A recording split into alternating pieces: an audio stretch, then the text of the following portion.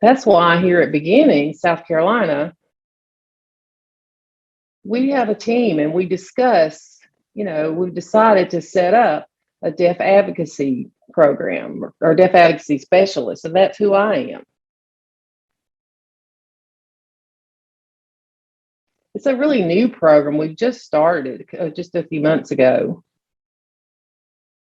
And we've already had so many families who are interested in us. So I'm going to explain a little bit about what the Deaf Advocacy Specialist does, and we call it the DAS for short. The DAS, or the Deaf Advocacy Specialist, there's a lot of responsibilities. We provide advocacy for parents, and how we advocate. I share my personal experience growing up as a deaf and hard of hearing person. Before I continue, I identify as hard of hearing. I'll just let you know that. Each person has their own identity in the deaf community, deaf, hard of hearing, whatever. But I tend to identify as hard of hearing. But I'm signing now. We provide advocacy. We provide ASL tutors. We, deep knowledge about the deaf culture and how things go there. And for an example, my experience growing up, it might be similar to many deaf and hard of hearing people. But at the same time, it could be very different because my background is different from other people's background. We're not all the same. So I went to Gallaudet University. And when I got there, I was shocked because I saw all the different, backgrounds, different experiences. You had a hard of hearing, you had deaf, new signers, people who just starting to learn to sign, people with cochlear implants, people who spoke for themselves. It was such a variety. It's kind of overwhelming. And so I met a lot of friends there, and I learned a lot from them and their experiences. And we had some similarities and we had some differences. And I incorporated all that into my personal experience and their personal experience. I incorporated all that together. And so when I meet with families for the first time, I tend to ask them, I'll ask them a lot of questions like, what do you struggle with? What would you want? I want to know more about them. Tell me more about yourself. About your child. I'm curious. I ask them all these questions. And then after I'm done with that, then I try to come up with what's best for that situation, what their needs are.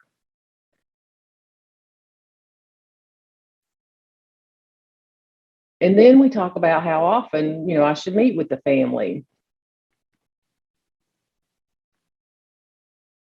We prefer meeting in person, so we can, have some hands-on, some books and some written stuff. But because of COVID, of course, for now, we're meeting virtually.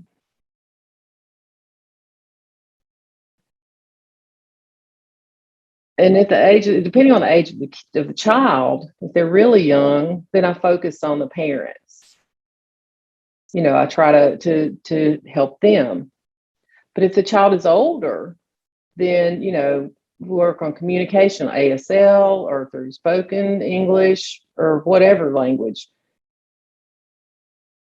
I tend to meet with the child themselves, ask them the questions. But sometimes I've noticed that the parents have a lot of needs that they, things that they need. And so I put those down and then I ask the child what they need, and they don't match. They're different. So that's interesting. So try to incorporate both of their viewpoints, the parent's needs and the child's needs, and I try to integrate those. So I can build a better bridge and better communication access for the parents and for the child.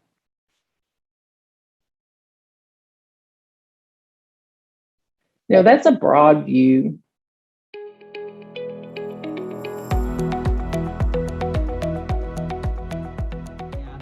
And basically what we're telling people is that these are financial investment accounts. And if you're going to make an investment in an account like this, please read our disclosure statement. That's kind of the Cliff Note version of this long slide.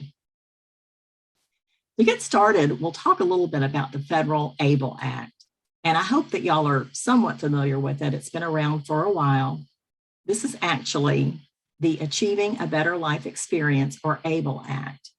And it was passed in 2014, and in doing so, created savings and investment accounts that allow individuals with disabilities and the families that care for them to save money for the future, because we all know living life with a disability can often be very expensive. And the important thing about these accounts is it allows families and individuals to save money without impacting their eligibility for means-tested benefits such as SSI and Medicaid. And just so you know, the driving force behind this was a group of parents from the North Virginia affiliate of the National Down Syndrome Society. And they were frustrated because they could save money for their own retirement, they could save money for their other children to go to college, but they couldn't help their children who were going to need their help the most. So they were really the driving force behind the passage of this act. Now, the other part of the federal act is that it allows states to offer qualified ABLE programs to their citizens. So the Palmetto ABLE Savings Program was established in response to this federal legislation.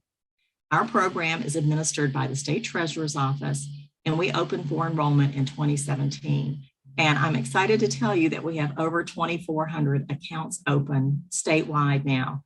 We are in every county except for one, and we're still working on that.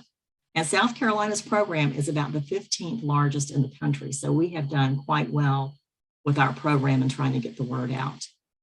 And our program is brought to South Carolinians through a partnership with the Ohio State Treasurer's Office, and that's the Stable Account Program.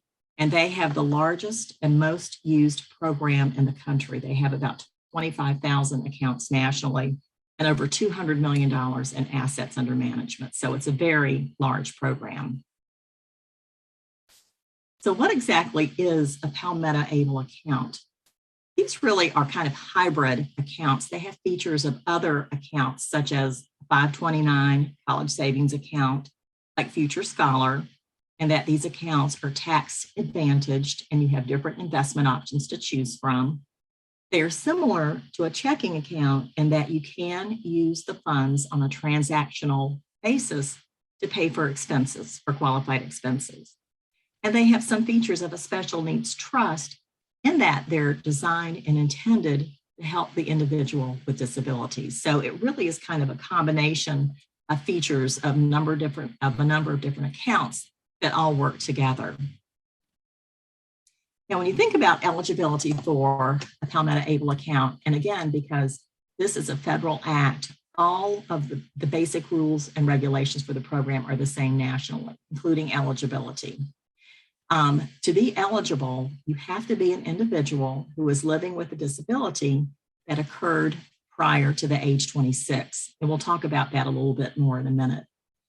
Also, to qualify for the Palmetto ABLE Savings Program, you have to be a resident of South Carolina. And then you need to meet one of the following three criteria. Either be eligible to receive SSI or SSDI due to the disability, or you can have a condition listed on the Social Security Administration's Compassionate Allowances Conditions list, or you can self-certify. So what exactly is self-certification? This is a process whereby you are attesting that the individual has a diagnosis of a physical or mental impairment that causes marked and severe functional limitations. And this is the Social Security Administration's definition of a disability. And a lot of the conditions that would qualify for this are found in the Social Security Blue Book. And there's a Blue Book for adults, and there's a Blue Book for children. And deafness is located in the Blue Book, and it's under the Sensory and Special Senses section. So that's where you would find information on that. And autism as well is something that you would self-certify for. You will also be attesting that the condition has lasted or is expected to last for at least 1 year. And the important thing is you don't send a written diagnosis into us, but you must have one on hand. So we actually have a physician form on our website that's very simple that you take to the doctor. They just put the information in. Once it's signed, you just put it in your file at home, but you don't send that to us. We want you to keep your private health information at home. So it really is a pretty simple process. And when you go through the enrollment process, they'll ask all these questions and it will all fall into place for you. Now let's talk about some of the benefits of owning a Palmetto Able account. Well, one is ownership. And what's important about these accounts is that they are owned by the individual living with the disability. So even if you are opening an account for your child who's a minor, the account would be owned by your child, but you would manage it on their behalf, okay? And for a lot of adults with disabilities, having an ABLE account is the first time they've actually been able to have a financial account of this nature to save for their own future. The other thing is these accounts really help you protect resources because, again, the funds in an ABLE account do not affect eligibility for benefits programs while saving well over $2,000. Now, when you think about it, prior to the passage of the Federal ABLE Act, if an individual with a disability had more and received benefits and had more than $2,000 in resources, they risked loss of those benefits. Now they can save well over that and keep their benefits eligibility. These accounts also allow people to save money for both short-term and long-term disability expenses. And it really helps eliminate spend down. And I don't know if y'all are familiar with that term a lot or not, but a lot of people who do receive benefits all of a sudden see their bank balances creeping up and realize they have to go out and spend money simply to maintain that level under $2,000. And having an ABLE account now, they can save their money for their future. And these accounts are tax advantaged. So the earnings in an ABLE account are tax-free as long as you use the money on qualified expenses. And in South Carolina, when you make a contribution to a Palmetto ABLE account, you can deduct your contribution from your South Carolina state income tax return. Now, our program is done online. Everything is done online. It's at palmettoable.com. You can't walk into a bank and ask to open an account. I think sometimes they would be, or people have been confused when they've tried to do that. But it's a quick and easy process. It takes you about 20 minutes. There's a minimum $25 opening deposit, which belongs to the account beneficiary. That's not our money, that's your money, but that's what it takes to initially fund the account. And it can be done either by the individual living with the disability who is the account holder or an authorized legal representative or an ALR. And that's defined as a person who is a parent, a legal guardian, or a conservator, or someone who has power of attorney for the individual. And also, effective early next year, the definition of an ALR is being expanded to include a spouse, a sibling, grandparents, or representative payee. And this is important because it's going to bring more flexibility to these accounts. So we're glad to see that changing next year.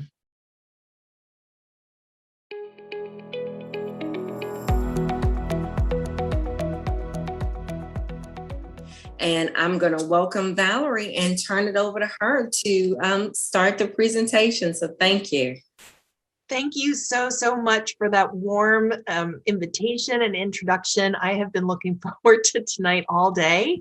I have lots of opportunities to read Patapillow, but always sharing it with a new audience is exciting for me. So tonight I'm going to read the story that I wrote that is based on our family's experience with childhood hearing loss that happened after birth.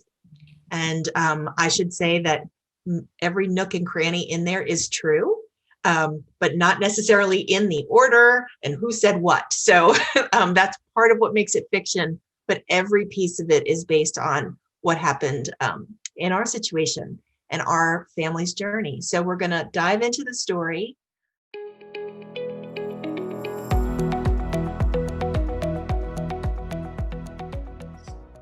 Part of the way we help families is before, during, and after are through collaborations like this with other organizations supporting those with hearing loss. So Hands and Voices and MED-EL came together a couple of years ago to truly make a difference in the lives of families. And it has a shared goal of equipping and empowering parents of newly identified children with hearing loss with an easy way to track and understand their child's development and communication. And again, if you think back to those mission slides, they both, with MED-EL and Hands and Voices, address communication. So MED-EL has created a poster that is called A Child's Journey. And I'll go in a little bit more, but it's broken up into areas to help both the guides by your sides and the families who have newly identified children understand maybe listening milestones that we would expect, sounds, making sounds, or what your therapist will call a lot of speech, understanding language, so that receptive language development, as well as using language, and that would be the expressive language development. And it's meant to be a poster that families can kind of hang in their play area, and when they're playing, kind of make observations of things that they're seeing their child do, so they can check those things off. But they can also kind of know where they're trying to go, knowing those next steps of a child's development. I used to do triathlons. It's kind of a weird analogy, but you're in the middle of the swimming part, and I know that I'm swimming. I'm making sure that, I'm breathing properly and have my stroke and my kick on cue and everything. But I also know that the next thing I'm going to do is hop on my bike. So I know where I'm going to ultimately get to the finish line after I run. And that's kind of what this is looking like. So some examples on this child's journey that you would track would be marking when a child turns to their name. That's a listening activity that happens through hearing and auditory access. Check.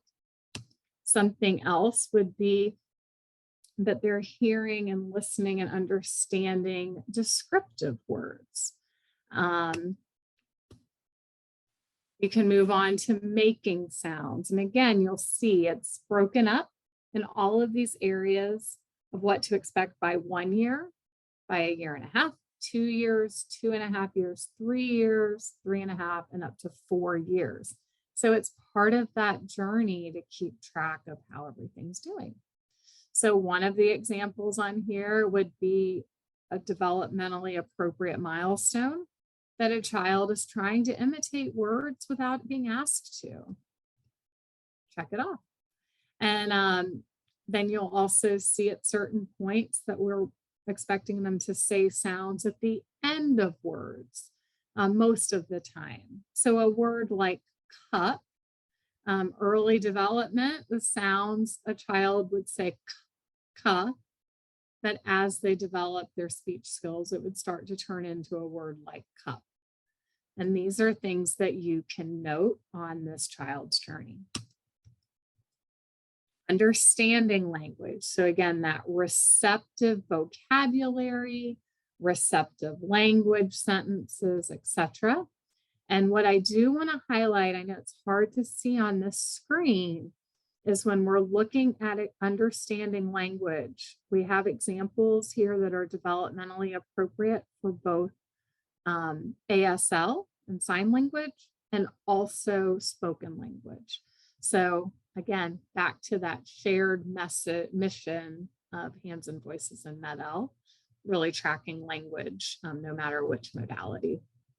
So some of these milestones look like recognizing names and signs of family members, and also understanding basic who questions.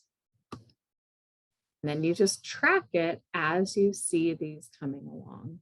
This is awesome information for parents to be able to share with not only their guides by their sides, but also maybe early interventionists who are coming into the home. This is information that they can share with audiologists or speech language pathologists or teachers of the deaf. Information that could be shared with ENTs as we're monitoring a child's hearing loss. But I think the most important part of it is empowering parents to really know and have easily at their fingertips milestones to look for with their child. So this bottom part is, again, using language, highlighting different milestones. One of these would be when a child is using 3-word phrases or using 3 sign phrases. Once you see that happening frequently, check it off. And that's like a 2.5-year-old skill. And then getting to the point where we're hoping for a child to have about an 800-word expressive vocabulary, whether that's through signs or spoken language. Check. So here is what we've developed.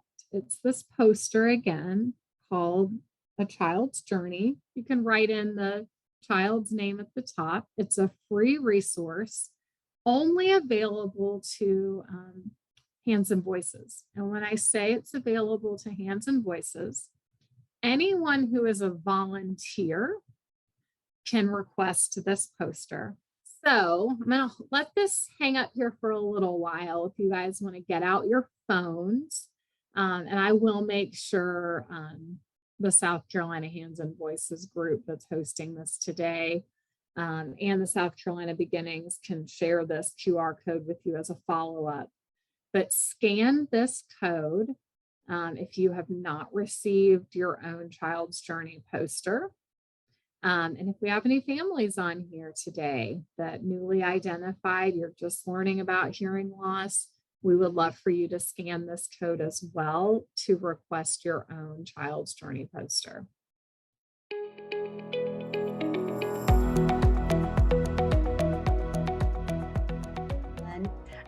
So I'm just going to start by saying that David and I, planned this topic Tuesday topic around communication opportunities and the planning for to meet those opportunities. So what we really want to do again is, as Jocelyn said, is we want to give information to parents about all of your communication opportunities. And we want you to know that nothing is set in stone ever. These are truly opportunities, and you can, decide to focus on something and then change your mind and focus on something else. But what we want to do is give you the tools to to understand how language is developing with these opportunities, and then make the choices. I don't even like to use the word choice. I want you to be able to look at what your family is like, look at what you desire, what your desired outcome is, and then we want you to make a plan and set some goals. Gestures is more like using body language. It's a little bit of American Sign Language and a little bit of home sign, but it includes a lot of body language. It's not based on any grammatical rules, but with children and adults, it's a form of communication. One example would be like, if you don't know the sign and you do this, it's a pretty good indication that you want something to drink. And this indicates like sleep. In American Sign Language, this is the sign for sleep. But if you show your head laying on like a pillow, that's more of a gesture. And if you rub your tummy like that, it's a gesture, but it shows that you're hungry, you want food. Waving at someone to come along. Any sort of like waving like that would be a gesture, but it's still a type of communication. Again, it's not based on any sort of rules. One example, when I was really young, I was a kid, my dad, who is deaf, I don't know, I was struggling with like communication with my parents or something. And I was doing this, like, it looked like I was like biting my finger. And my dad's like, what is he saying? And it took him a while, but they finally figured out that I was asking for a drink. I was gesturing that sign for drink. And so that later developed into American Sign Language, where I actually learned the sign for drink. So, you know, over time, and with repetition and explanation and just role modeling what the sign would be, you know, my dad showed me again and again, and I learned the sign for drink.